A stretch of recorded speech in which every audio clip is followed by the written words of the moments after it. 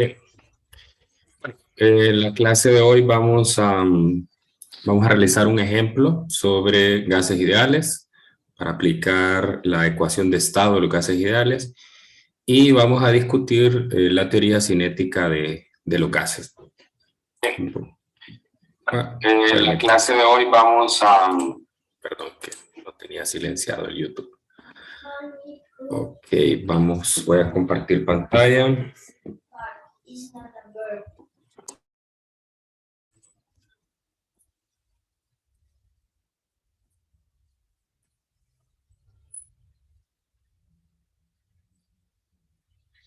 Entonces vamos a realizar un problema sencillo, solamente para que dejemos claras algunas cosas de la aplicación de la ecuación de estado de los gases ideales.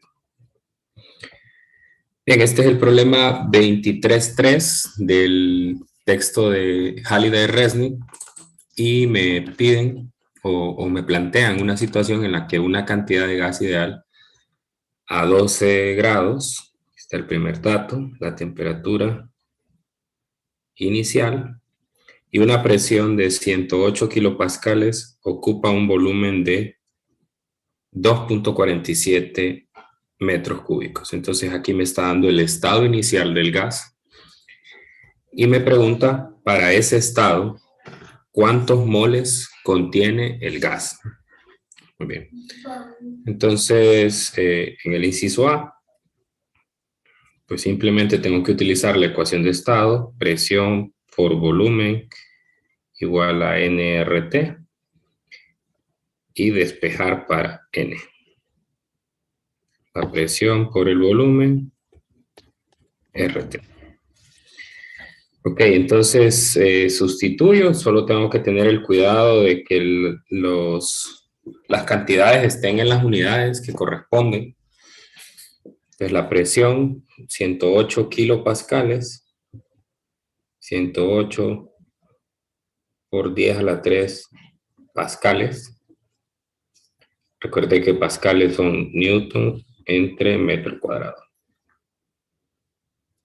Y el volumen, pues, en metros cúbicos, 2.43 metros cúbicos. Y la constante de los gases, pues en este caso me conviene escribirla en unidades del sistema internacional. 8.314 joules mol Kelvin. Por la temperatura, cuidado con la temperatura, debe ser convertida a Kelvin, ¿no? 12 grados más 283 son 285 Kelvin. De manera entonces que pues esto al final me queda en moles porque los joules son newtons por metro. Cancelo las unidades correspondientes y esto me va a quedar en mol. A mí me da 112.6 mol. A ver si me confirma.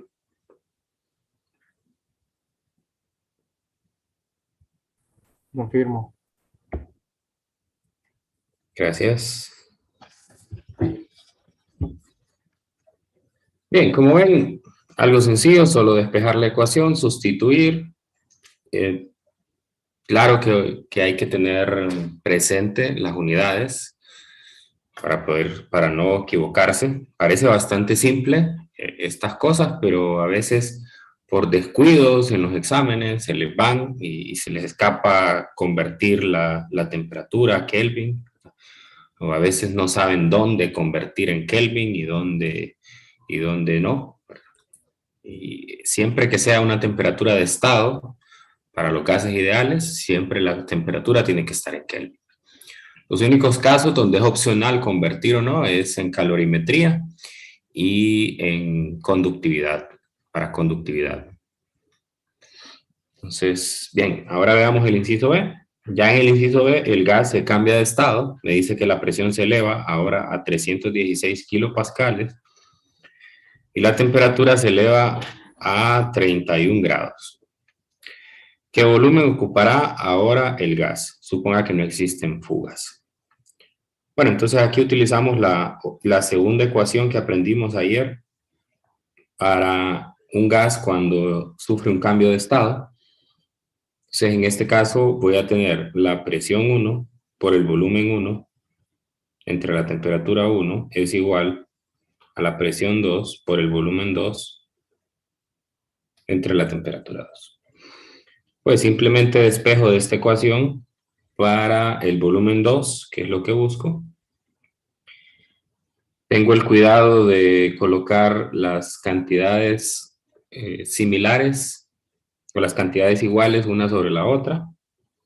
Por ejemplo, volumen 1, presión 1, presión 2, temperatura 2, temperatura 1.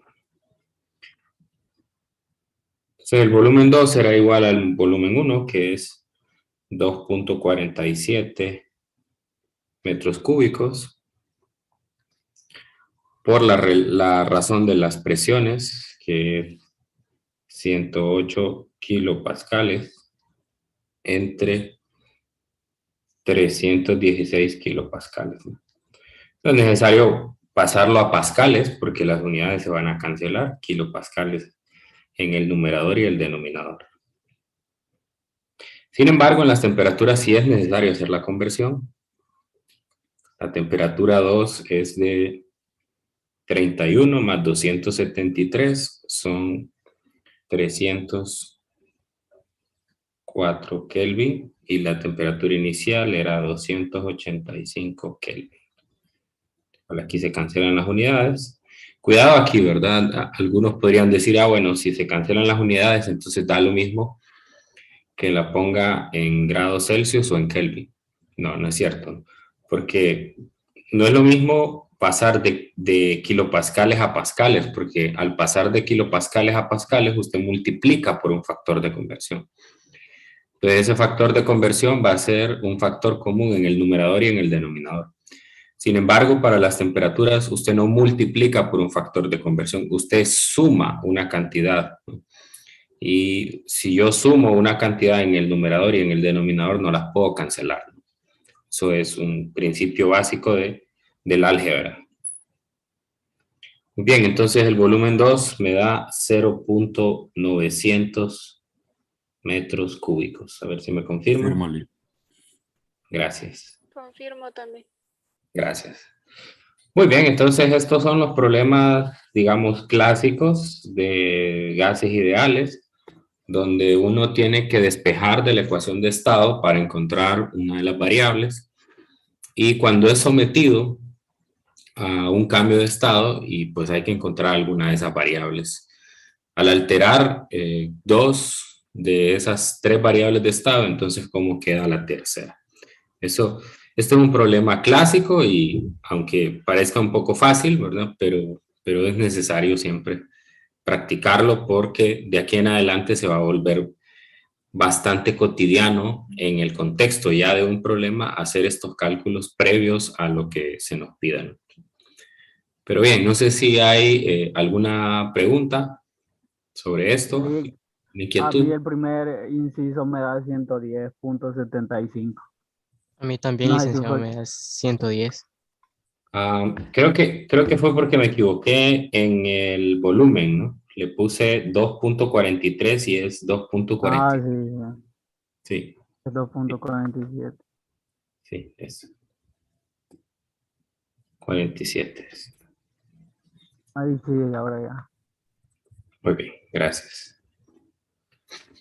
Excelente. Bueno, entonces, a ver, esto solo era para cerrar la discusión que tuvimos ayer sobre los gases ideales.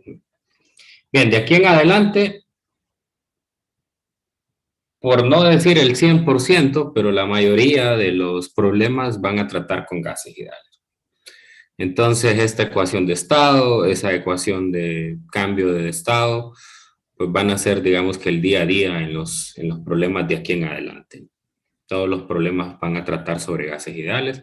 Así que, pues para que se vaya acostumbrando a este cálculo. Bien, ahora vamos a hablar sobre la teoría cinética de los gases. que así se le conoce mayormente, ¿no? Pero realmente el libro de texto le llama el modelo cinético molecular del gas ideal. Por cuestiones de tiempo, voy una clase desfasada de lo que debería de ir según la planificación, entonces lo voy a abordar directamente desde el libro. No me gusta mucho hacer eso, no me gusta proyectar el libro y solo discutirlo, prefiero escribir los apuntes, pero esta vez vamos a hacer una excepción. Bien, el modelo cinético molecular del gas, o como popularmente se le llama la teoría cinética de los gases, pues me hace una conexión entre las cantidades macroscópicas de las variables de estado que ya conocemos, presión y temperatura, con el movimiento interno o microscópico de las partículas que componen el gas. Entonces se llama cinético molecular, así como le llama el libro, porque la parte cinética o la energía cinética va a ser un componente importante en esta teoría, y vamos a estudiar al gas en base a sus unidades fundamentales, que son las moléculas, ¿no? Si no lo revisaron, como les dije ayer, hay una sección, que es esta sección que yo la dejo para lectura, no la discuto, que tiene que ver con las moléculas y las fuerzas intermoleculares. Entonces, los que no están pues, tan adiestrados con la química, les recomiendo que se lo lean. A los que han ya tomado cursos de química, pues a lo mejor alguna noción tendrán de esto, ¿no? Ok, entonces, a ver, el modelo cinético molecular toma en cuenta algunas suposiciones. Entonces, yo voy a ir contrastando lo que aquí tengo con la simulación de FET que venimos utilizando en las últimas clases. La voy a cargar para que vayamos viendo algunos detalles. Aquí, bueno, de hecho ya tengo ahí un gas. Entonces, lo primero que me dice la teoría cinética es que vamos a tomar en cuenta un recipiente con un volumen V mayúscula. Entonces hay que tener en cuenta que en la teoría cinética de los gases, el volumen V mayúscula representa el volumen del recipiente. Es decir, a diferencia de la ecuación de Van der Waals, donde se considera el espacio vacío que hay en el contenedor, aquí se asume que el gas ocupa todo ese volumen y que contiene un número muy grande de n moléculas idénticas. Fíjese que estamos introduciendo una nueva variable de la que no habíamos hablado antes, n mayúscula. Entonces, n mayúscula representa el número de moléculas idénticas. Voy a ir aquí subrayando para al menos tener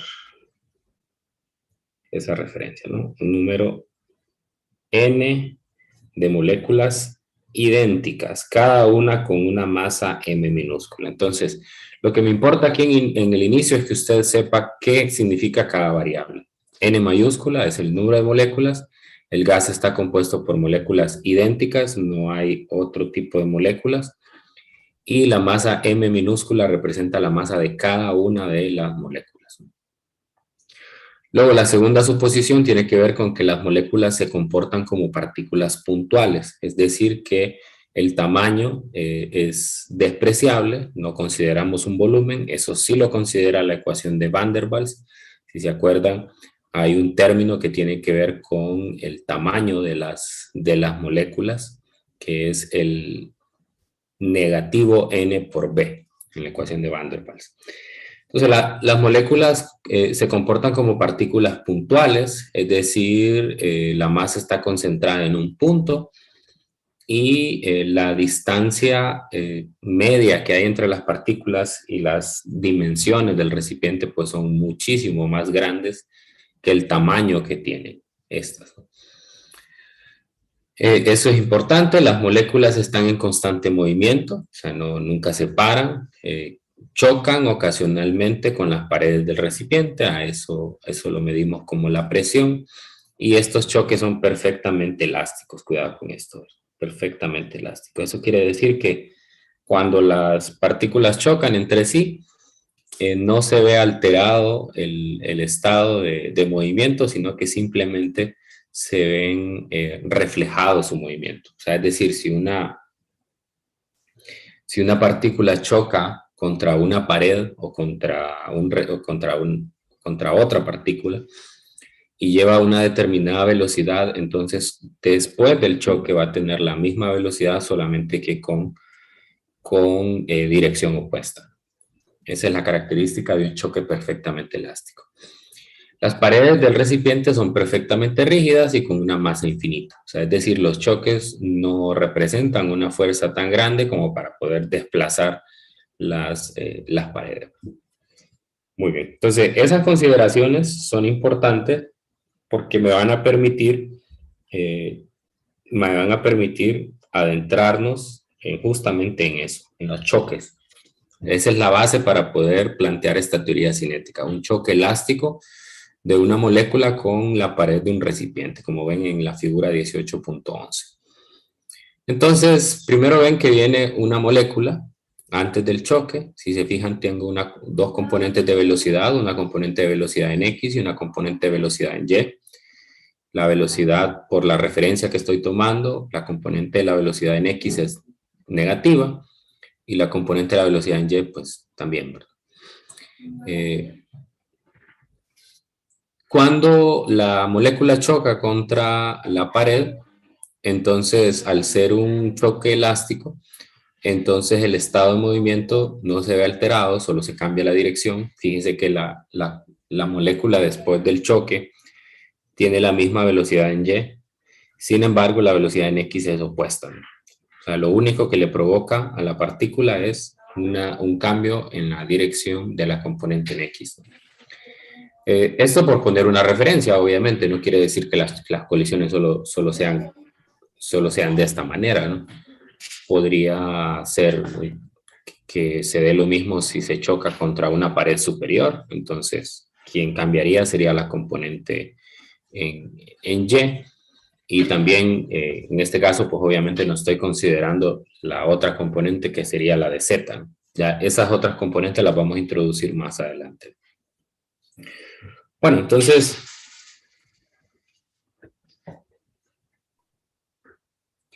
ya que tenemos esto, lo primero que vamos a hacer es una asociación entre las colisiones y la presión del gas, ¿no?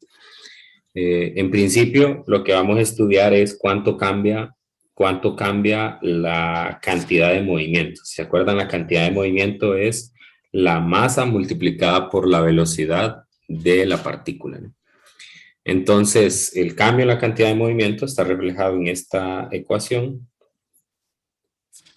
Vamos a ponerlo así. Está aquí, en esta ecuación está reflejado el cambio en la cantidad de movimiento. La cantidad de movimiento final es mvx y al inicio es negativo mvx, ¿no? Entonces, ahí negativo con negativo se hace positivo. Y finalmente, entonces, el cambio del momento lineal es 2 veces la masa por la velocidad en x, o el valor absoluto, ¿no? Entonces, bueno, recuerde que la masa m minúscula es la masa de la molécula y Bx pues es la componente de la velocidad.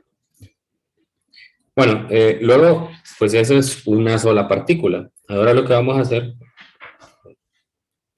hacer es tomar un volumen imaginario, como el que aparece ahí, es un volumen cilíndrico, donde varias moléculas van a chocar contra la pared. Ahí mismo en la figura se nota 3 puntos negros que representarían partículas chocando contra la pared, realizando un movimiento similar al que vimos anteriormente. Entonces, en promedio, las partículas antes de chocar contra la pared van a viajar una distancia que sería el producto, asumiendo que su velocidad es constante, el producto de la velocidad por el tiempo. Pueden ver en la parte superior que aparece valor absoluto de Bx por el diferencial de tiempo. Entonces es la distancia o la longitud del cilindro. Y hay un área de choque, de manera entonces que el área de ese cilindro imaginario es el volumen de ese cilindro imaginario es el área por la velocidad por el diferencial de t. Entonces, ya tengo cuánto cambia la cantidad de movimiento, y 2, ya tengo el volumen de el espacio donde voy a considerar las colisiones, ¿no? Bueno, entonces, ahora, con eso en mente, puedo plantear la siguiente ecuación, que es la primera que veo aquí en esta página. Es un medio de n entre v mayúscula por el área. Si notan, aquí el 1 medio lo que representa es la probabilidad de colisión, ¿no? Recuerde que nosotros solo estamos trabajando en una dimensión, entonces en una dimensión solo hay dos paredes, ¿no? O sea, si lo considero en X, hay una pared a la izquierda y una pared a la derecha. Si lo considero en Y, hay una pared arriba, una pared abajo. Si lo considero en Z, una adelante, una atrás, como usted lo quiera ver. Entonces, por lo tanto, este 1 medio representa una probabilidad del 50% de que la partícula choque contra una de las dos paredes en esa dimensión. El siguiente término, que es n mayúscula entre v mayúscula, representa el número de moléculas por unidad de volumen que hay en ese cilindro imaginario, ¿no? Sí. Entonces, en la figura anterior vimos que habían 3, así que por lo tanto sería 3 entre el volumen, ¿no? Eso es como una especie de densidad de moléculas. A veces a esta cantidad se le llama densidad de número. Densidad de número, o sea, cuántas moléculas hay por metro cúbico en un espacio. A veces se le llama densidad de número o densidad numérica, ¿no? Densidad de número.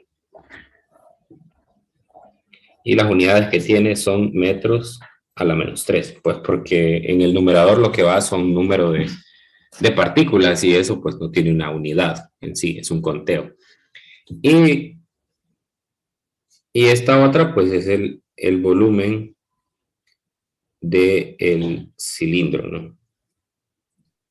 Volumen del cilindro imaginario que hice, ¿no? Entonces, de manera entonces que al hacer la multiplicación de todas esas cantidades, lo que me da es el número de choques que hay contra una determinada pared. Entonces, todo eso representa el número de choques contra una pared. Bueno, entonces, ¿para qué necesito eso?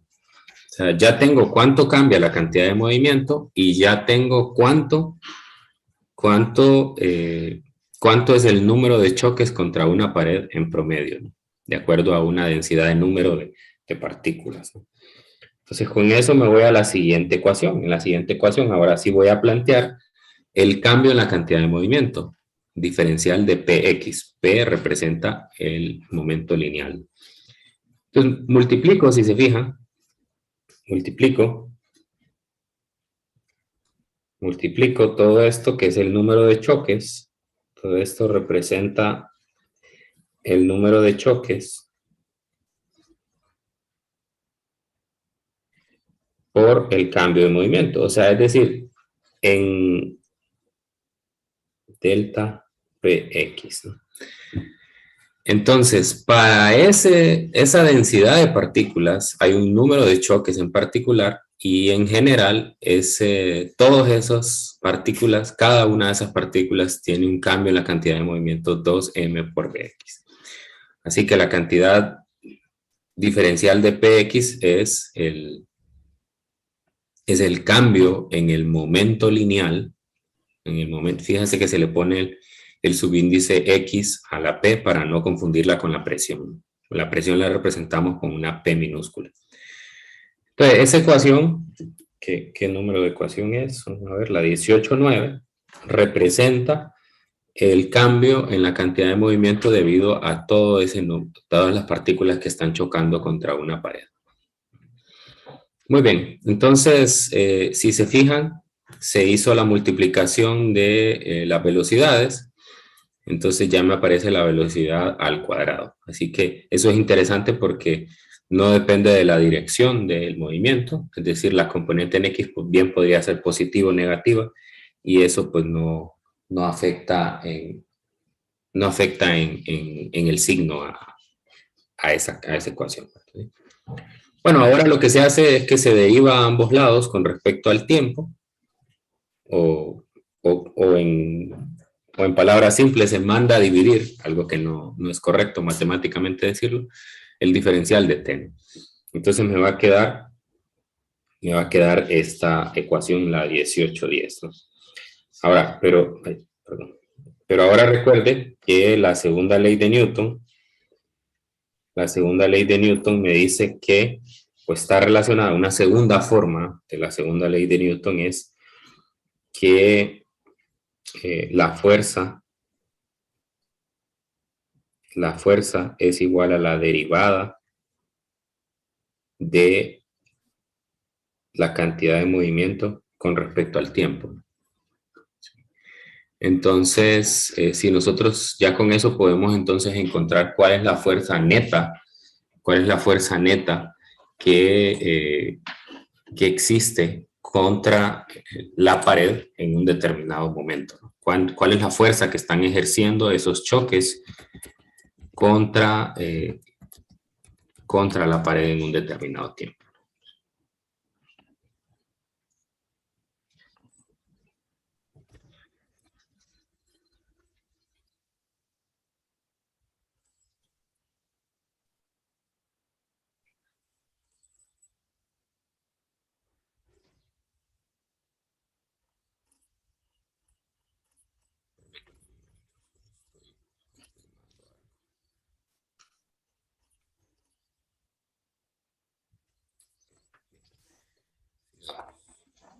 Entonces, ya que tengo la fuerza, también recuerdo la definición de la presión. La presión es la fuerza por unidad de área, ¿no?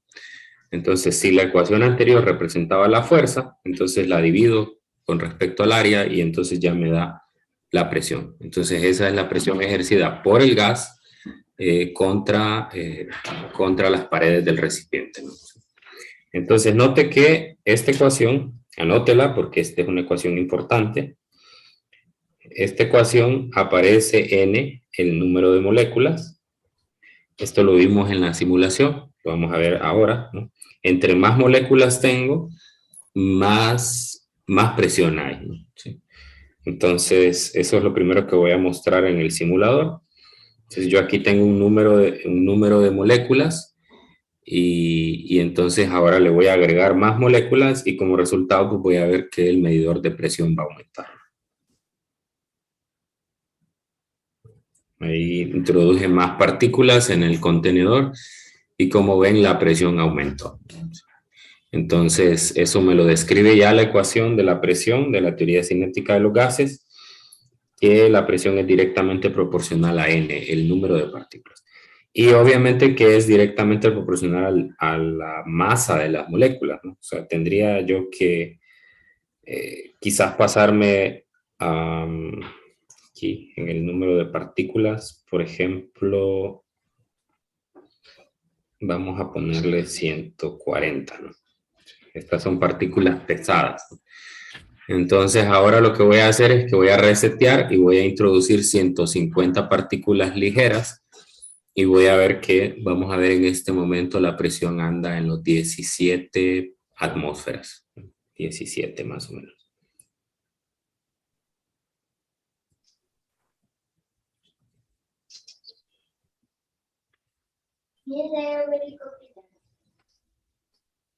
Estas eran 140, ¿verdad?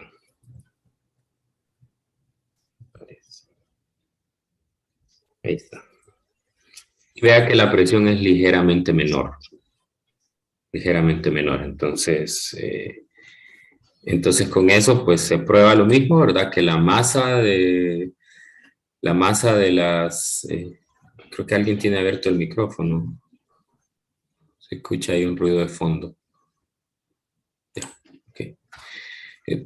Entonces, ahí se prueba la otra dependencia de la ecuación de la presión con la masa, ¿no?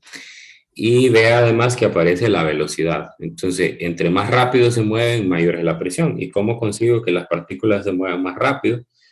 Pues agregándoles calor, ¿no? Entonces, si yo le agrego calor, la temperatura va a aumentar y claramente la presión también va a aumentar. Ahí se logra ver esa dependencia. Y es inversamente proporcional al volumen. ¿sí? Entonces, si yo reduzco el volumen del contenedor, entonces la presión va a aumentar, ¿no? Aquí lo puedo ver si desplazo esta pared. La presión aumenta. Si aumento el volumen, la presión disminuye. Entonces, todo eso me lo explica esta ecuación, ¿verdad? Entonces, cuidado, copien esa ecuación, la 18.11. Digamos que es lo más importante de todo el desarrollo que hicimos anteriormente. Bien, entonces esa fue la primera ecuación de la teoría cinética, que es la relación entre las colisiones y la presión del gas. Bueno, ahora ya con esa ecuación vamos a ver una segunda ecuación, que es la relación que existe entre la presión y las energías cinéticas moleculares, o sea, la energía cinética de las moléculas que lo componen, ¿no? Sí. Entonces, como ven, el tratamiento anterior está en términos de una velocidad en X, ¿no? Pero no es lo más adecuado porque la partícula no solo se mueve en X, se mueve en Y, se mueve en Z también. En un contenedor tridimensional se va a mover en las tres direcciones.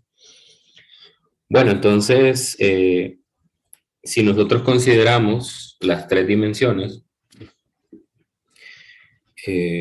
podemos decir que el vector completo de velocidad al cuadrado es igual a la suma de las componentes de velocidad al cuadrado.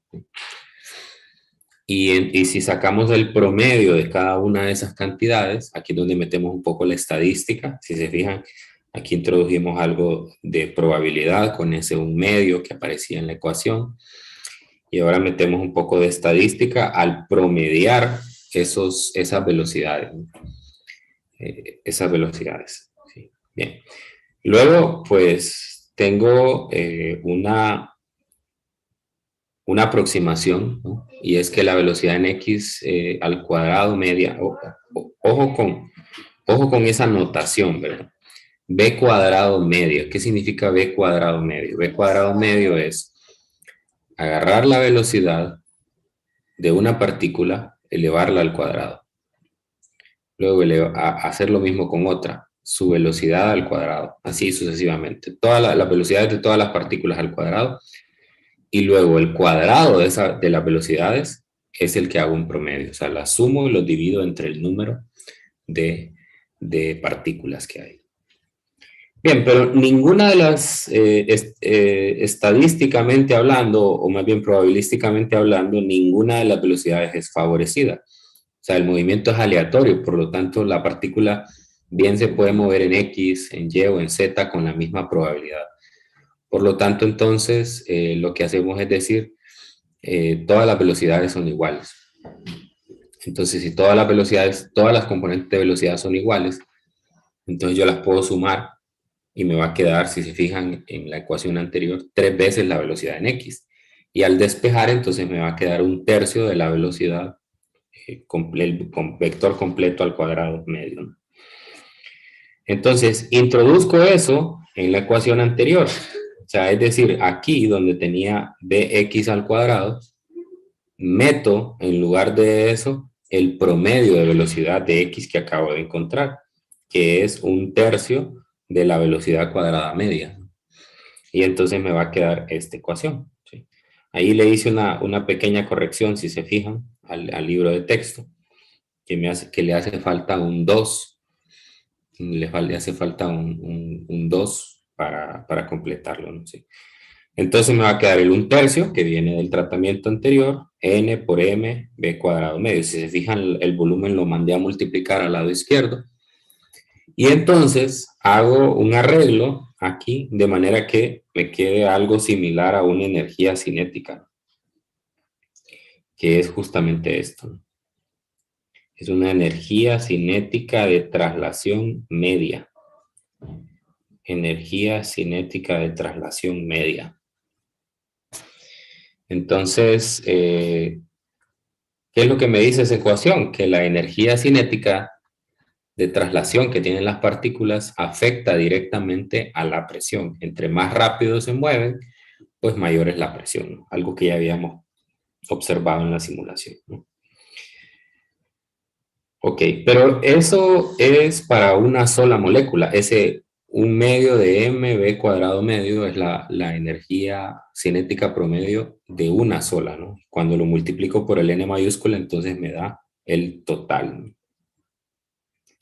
Así que al multiplicar el n por todo el término de un medio, a eso le llamo el K traslacional que está aquí, ¿no? Entonces la ecuación queda más simple, queda la presión por el volumen igual a 2/3 de K traslacional. Y también recuerdo que la ecuación de estado me dice que P por B es igual a nRT, entonces puedo igualar esas dos ecuaciones, el producto P por V, y entonces lo que me queda es que la energía cinética de traslación media de n moles de un gas ideal es 3 medios de nRT. Y esa directamente es la relación que existe entre la energía cinética y la temperatura. Y es algo que ya venía adelantando desde hace mucho, que la temperatura es una medida de el movimiento de las partículas, o sea, la energía cinética de traslación media que tienen n moles del gas ideal. Entonces, anoten esa ecuación, muy importante, solo considera un movimiento de traslación. Luego, lo que hacemos es que dividimos la ecuación de K traslacional entre n, y eso me va a dar solo la energía cinética de una partícula o de una molécula. Y hago lo mismo en la ecuación 18.14, la divido entre n. Entonces, al hacer eso y al introducir la definición del número de Avogadro, esto no lo hablamos ayer, pero el número de Avogadro es una cantidad que está relacionada con el número de partículas por mol que hay, ¿no? Por aquí antes había una definición, la voy a poner en pantalla. Aquí está. Esta ecuación, anótenla por ahí en algún espacio, porque es la definición de la masa molar. La masa molar es el producto del número de Avogadro por la masa de cada una de las moléculas. El número de Avogadro es 6.022 por 10 a la 23 moléculas por mol. Entonces así se define la masa molar para una muestra de un determinado gas, ¿no? Entonces lo que voy a hacer es que voy a introducir esta ecuación que estoy presentando aquí en el tratamiento. Aquí, ahí está.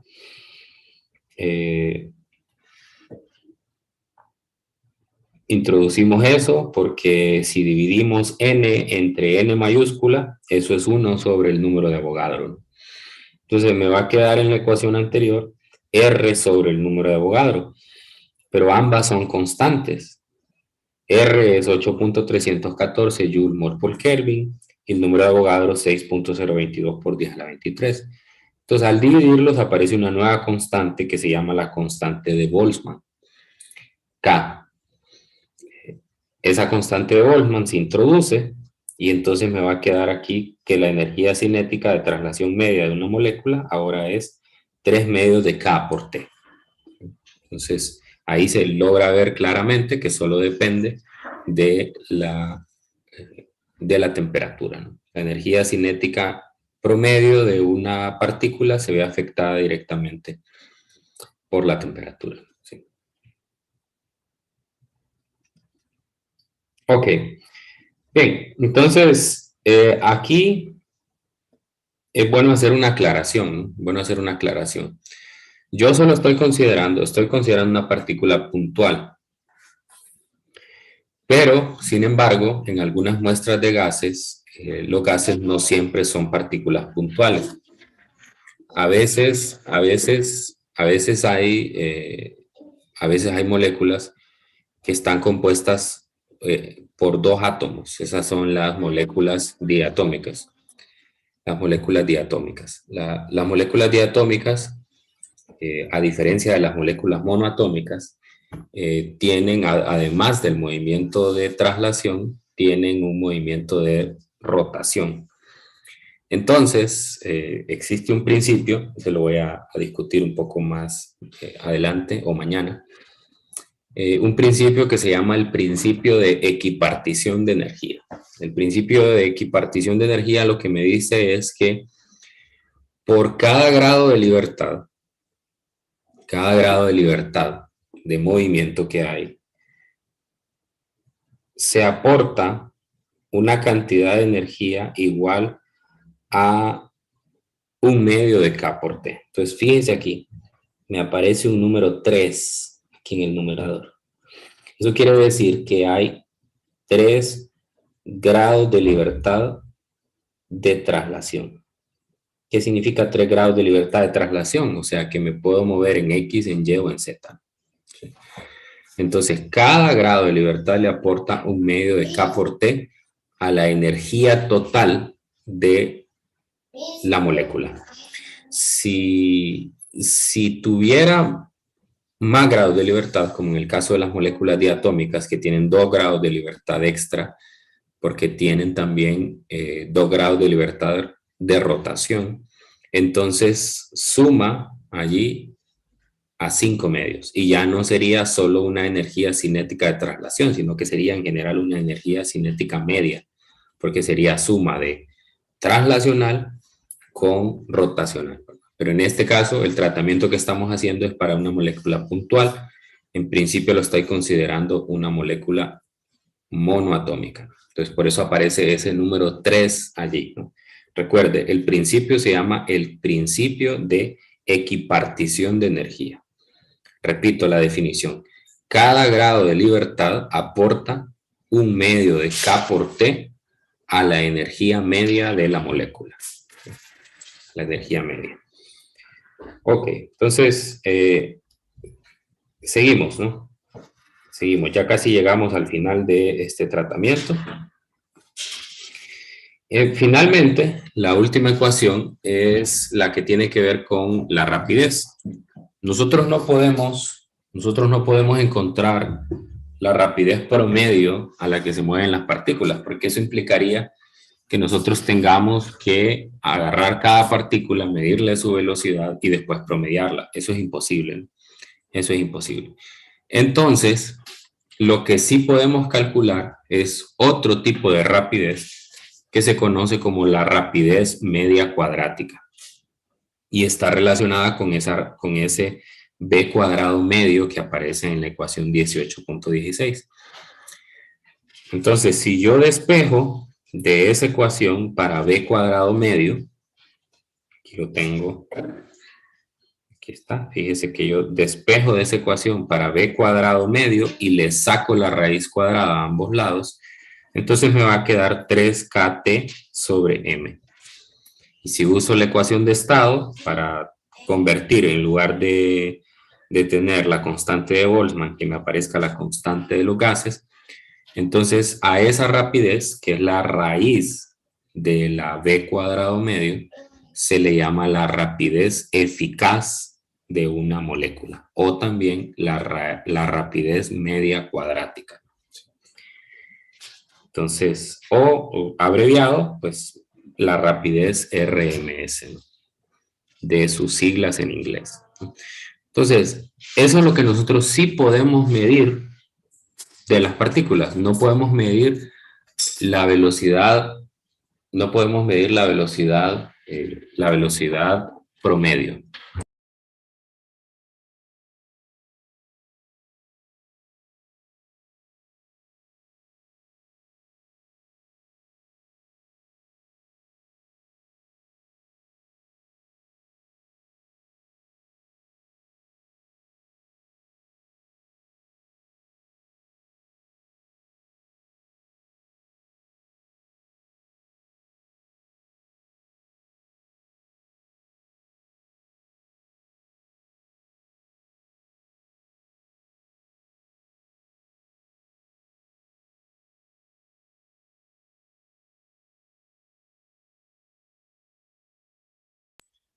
Entonces, hay un ejemplo en el mismo libro que me parece muy interesante para poder ver la diferencia.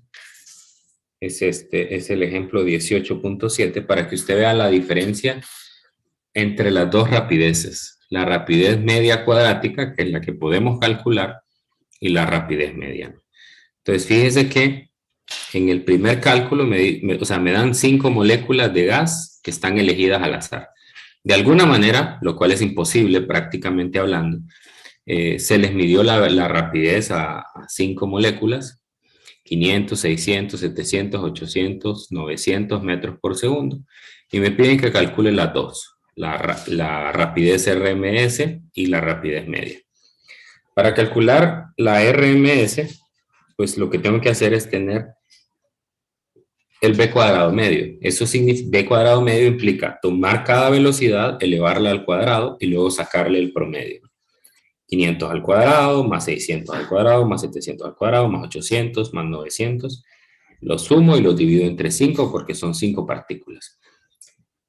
Y eso me da 5.10 por 10 a la 5. Y después, para calcular la rapidez media cuadrática, solo tengo que sacar la raíz de ese número. Aquí está, entonces me da 714 metros por segundo. 714 metros por segundo. Y la rapidez promedio implica sumar todas las velocidades y dividirlas entre 5. Entonces vea que eso me da 700. ¿No? Entonces no es lo mismo, pero están bastante cercanas. No sé si hay alguna gráfica aquí. Déjenme ver si la encuentro. Si hay aquí o si no hay, pues yo la voy a dibujar. Aquí está. Aquí está. Entonces,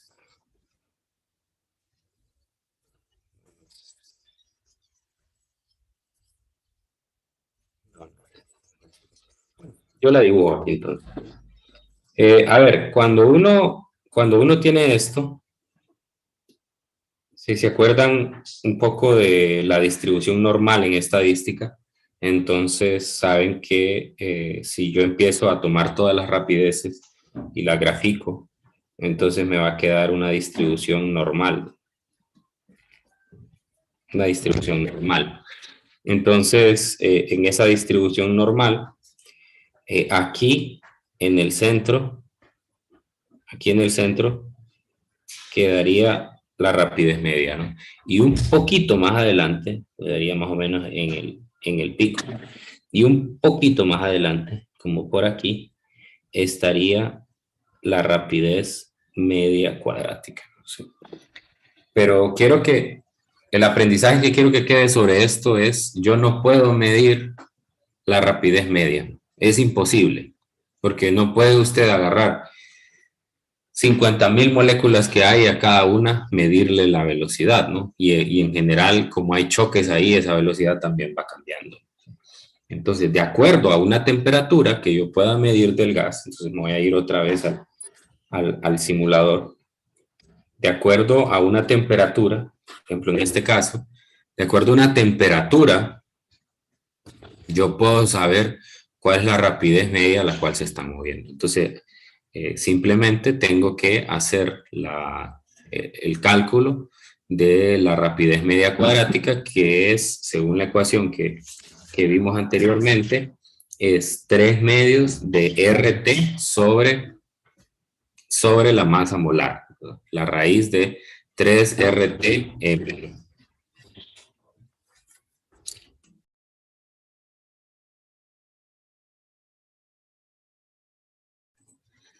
Entonces, implicaría que si yo quiero calcular la rapidez media cuadrática, vamos a ponerlo aquí, BRMS, pues simplemente necesito tener la medida de la temperatura, que sería 3R por T sobre la masa molar. Entonces vea que solo necesito saber de qué tipo de partículas está compuesto el gas. Me pueden decir, está compuesto de partículas de helio, entonces pues ya sé cuánto vale la masa molar, 4 gramos por mol. Está compuesta de hidrógeno diatómico, entonces la masa molar son 2 gramos por mol, y así, etcétera, ¿no?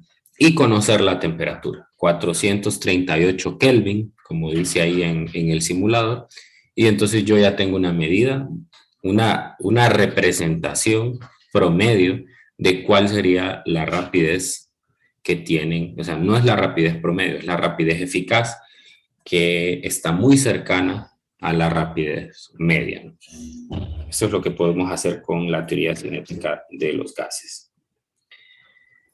Ok, bien, entonces no sé si hay alguna pregunta, sé que los bombardeé con mucha información y tal vez no estamos acostumbrados a tratarlo así un poco rápido, pero yo les recomiendo que se lean de nuevo esta sección del libro, que la lean detenidamente y que si surge alguna pregunta, pues me la hagan saber y con gusto yo les ayudo. Pero bueno, si hay alguna pregunta rápida en este momento, con gusto.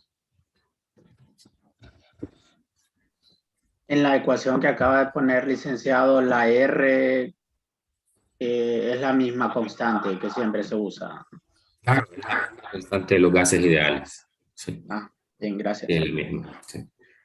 Y K minúscula en la otra versión es la constante de Boltzmann. La constante de Boltzmann es, recuerden que está relacionada con el número de Avogadro y el R también. Dígame. Lo del principio de equipartición de energía dijo que lo iba a explicar más a profundidad Sí, lo voy a, hoy no era tan necesario, ¿verdad? Pero sí lo voy a explicar mañana, porque mañana vamos a hablar sobre las capacidades caloríficas de los gases. Y entonces ahí se vuelve necesario introducir ese principio de equipartición de energía para poder, para poder entender por qué surgen esas ecuaciones, ¿verdad? Pero en general el principio de equipartición de energía se llama equipartición porque la energía se parte o se divide de forma igualitaria entre cada grado de libertad, ¿no? Entienda grado de libertad como los tipos de movimiento. Recuerde que nosotros hasta ahora hemos visto 3 tipos de movimientos: traslación, rotación y vibración. Entonces, de acuerdo a los movimientos permitidos para una partícula, entonces así yo voy a poder distinguir cuál es la energía media que tiene esa partícula, ¿no? Porque noten ahí estas partículas que están ahí son puntuales, ¿no? Las que ven en pantalla.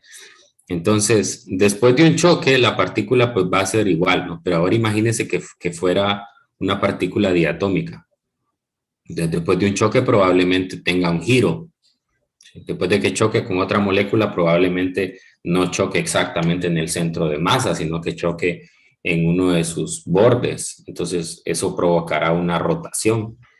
Y esa rotación ya le da otra cantidad de movimiento extra a la partícula, ¿no? Entonces, por eso es necesario considerar para los tipos de partículas cuáles son los movimientos. Pero en general, para no asustarlos, solo vamos a estudiar moléculas monoatómicas y diatómicas. Las monoatómicas son como las que vemos en pantalla. Las monoatómicas son puntuales y las partículas puntuales solo hacen traslación. Mientras que las diatómicas, en esas sí hay rotación. No vamos a introducir vibración. Entonces, solamente lo único que ustedes tienen que... Por aquí hay una tablita. Con eso cierro la clase. Esto es lo único que usted tiene que saberse. Esta tabla. Bueno, no sabérsela de memoria, pero sí tenerla a mano, ¿no? ¿Cuáles son los gases monoatómicos y cuáles son los gases diatómicos? En los monoatómicos vamos a considerar grados de libertad nada más traslacionales y en los diatómicos traslacionales y rotacionales. Entonces, esa va a ser la diferencia en el tratamiento. Entonces, de aquí en adelante usted va a tener que diferenciar si en el problema es un gas monoatómico o es un gas diatómico, porque hay una pequeña diferencia en algunas ecuaciones respecto a eso. Pero bien, tenemos todavía mucho tiempo para seguir hablando, así que no crean que vamos a dejar esto tan ambiguo. En las siguientes clases vamos a ir mencionando más sobre esto. Bueno, lo dejo aquí porque ya son las 10 de la mañana. Cualquier otra duda, pues ya saben que me pueden escribir. Y mañana vamos a resolver un par de problemas de teoría cinética de los gases. Básicamente ya solo trabajar con las ecuaciones. Bueno, que tengan un feliz día. Cuídense mucho. Buen día, Lick.